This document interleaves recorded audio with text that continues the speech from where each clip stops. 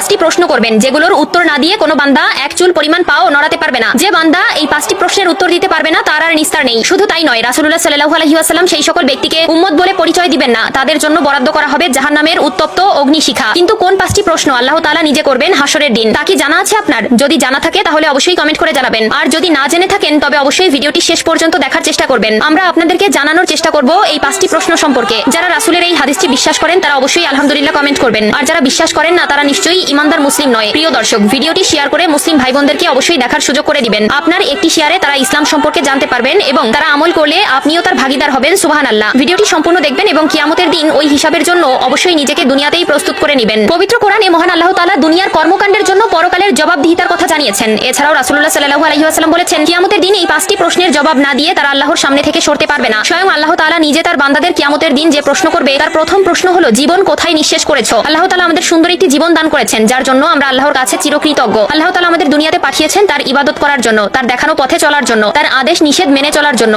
এবং শয়তানের প্ররোচনা থেকে নিজেকে বিরত রাখতে। কিন্তু আমরা আমাদের জীবন কোন পথে অতিবাহিত করেছি তার উত্তর আল্লাহর কাছে দিতে হবে। আমরা আমাদের জীবন কেমন ভাবে কাটিয়েছি তার উত্তর না দিয়ে কোনোভাবেই নিস্তার পাওয়া যাবে না। 2 নম্বরে আল্লাহ তাআলা যে প্রশ্ন করবে তা হলো, সম্পদ কোথা থেকে উপার্জন করেছো? প্রিয় দর্শক, এই প্রশ্নের উত্তর আমাদের সকলকেই দিতে হবে। আমরা হারাম পথে নাকি হালাল পথে উপার্জন করেছি তার উত্তর না দেওয়া পর্যন্ত এক চুল পরিমাণ পাও নড়াতে পারবো না, এবং অবশ্যই সুদ ঘুষ